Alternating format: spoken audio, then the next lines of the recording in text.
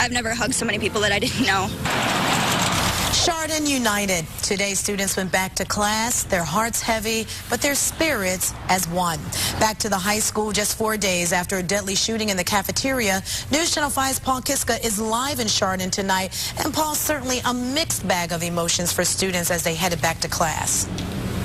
Well, that's true, Danita. This is the day they've been looking forward to, but at the same time, it was a very difficult day. When the Hilltoppers showed up at their high school this morning, they had a lot of support. Students from other school districts were there to greet them. They had grief counselors waiting inside the school, grief counselors with therapy dogs. There was also police officers here today. The students went into the school, a lot of support, but they came out this afternoon a bit quiet and a bit somber. We all signed the table where they sat as a memory to them, and, you know, they're going to keep the table. We did their lockers, and, you know, those lockers aren't going to be used anymore. We signed them. Chardon High School students are welcomed back with clapping and signs of support everywhere they look.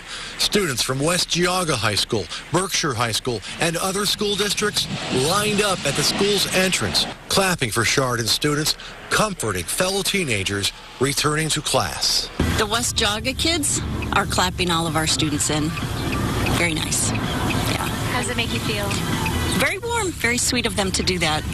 People that may not have even known where Chardon was have ever heard of us for something other than maple syrup and snow, and everybody wearing all the red and the ribbons, and it's nice to know that they feel for us. I know that we're in a safe place, and that school is supposed to be a safe place, and somebody obviously robbed that from us. As promised, on this Friday, the Hilltoppers, still in mourning, came and left school under the watchful eye of police officers. Their teachers and grief counselors there for them inside the school where tragedy struck Monday morning. I've seen people were happy to get back to school, almost normal. People were horrified just because of what happened, and I saw a lot of people that saw how many people were here from other districts and were really happy that everyone was there with them. You know, it like takes your breath away when you walk in there. So it's a good feeling to be back, and, you know, but just to know that, you know, my fellow classmates are gone, it's not really a good feeling. Now, tomorrow night, 7 o'clock, right here at the bandstand, the gazebo in Chardon Square, there's going to be a candlelight vigil at 7 p.m. Again, that's at 7 p.m. They're going to have bagpipers here. And then afterward, at 8:30 to 10:30, in the same location in Chardon Square, they're going to have a fundraiser, a dinner, and the donations will go to the victim's family. Again, that's 8:30 to 10:30 tomorrow night in Chardon Square. Live from Chardon Square tonight, Paul Kiska, News Channel 5. Thank you, Paul. While the students go back to school, people are remembering their slain classmates. Calling hours for Daniel Parmador got underway at noon today and will continue until 8 o'clock tonight at the Monreal Funeral Home. Daniel's funeral is tomorrow at 10 in the morning at St. Mary's Church in Chardon. Demetrius Hewlin's visitation will be Monday from 3 until 7 at the Burr Funeral Home on South Street in Chardon. His funeral is Tuesday morning at 10, also at St. Mary's. And visiting hours for Russell King Jr. will be held Wednesday from 2 until 7, also at the Burr Funeral Home. His funeral is set for Thursday morning at 10 at St. Mary's. And reports are surfacing on the internet that the controversial Westboro Baptist Church could protest tomorrow at the funeral for shooting victim Danny Parmador. Now people are mobilizing to take action if that happens. A Facebook page has been set up calling on mourners to form a human barricade against Westboro protesters if they show up. So far, nearly 2,000 people say they would show up to try and stop the protesters. Members of Westboro Baptist Church often protest at the funerals for U.S. service members killed in action and at funerals for people killed in tragic events. The group claims those deaths are God's punishment of the United States for its tolerance of homosexuality. A local psychologist says managing fear must be a top priority for Chardon students as they try to regain normalcy in their lives. Dr. Wendy Gajarski says many of the kids will also continue to experience other powerful emotions, including confusion, distress, and anger. News Channel 5's Bob Jones is in our Akron Bureau tonight. And Bob, the doctor gave you some valuable insights today. Well, she sure did, Lee. You know, many of the Chardon High School students have said throughout the week that what happened just doesn't seem real. They feel like they're trapped in a bad dream.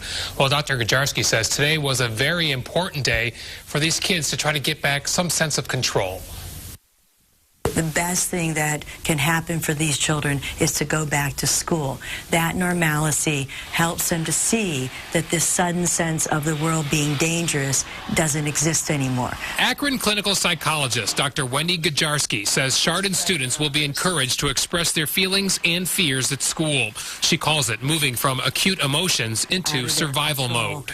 I help students to remember that there are many things that are out of our control. She says wearing school colors, ribbons, and being together helps with the healing. High school students tend to be very concrete. They need to see things visually to help them have that sense that they can recover. But Dr. Gajarski says some students, especially those who were in the cafeteria where the shootings took place, are at risk for post-traumatic stress disorder. We recognize that when a fear reaction goes on longer than 6 weeks, that reaction has probably become more of a psychological issue. Bill Evans does forensic and polygraph work through his company, Polytech. He says even though TJ Lane has confessed to the crimes, the why, the motive remains a mystery.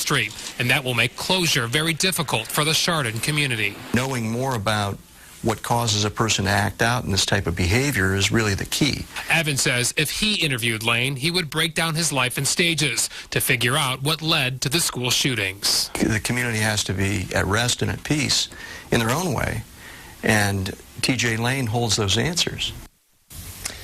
And after the Columbine shootings in 1999, Dr. Gajarski visited several local schools to talk to kids about possible warning signs like an obsession with guns, death, or depression. And she says right now it is even more important for local parents and students to be vigilant and again watch out for any warning signs among their friends or classmates. Live in our bureau at the Akron Beacon-Journal tonight, Bob Jones, News Channel 5. There are a number of events this weekend where you can help support the victims of the school shooting. One of those include the Bell's American Grill restaurant in Burton. All proceeds from sales this weekend will be donated to the victims and their owners. And the Chardon Angels of Hope are holding a vigil and community fundraiser dinner tomorrow night. The vigil starts at 7. They will also record video messages for the victims' families. It will be held from 8:30 to 10:30. And our coverage of the Chardon school shooting continues right now on Newsnet5.com. We have hours of video and interviews from this week online, including the interviews with the family of the victims. Over the weekend, you can reflect on the shooting with us on Newsnet5.com.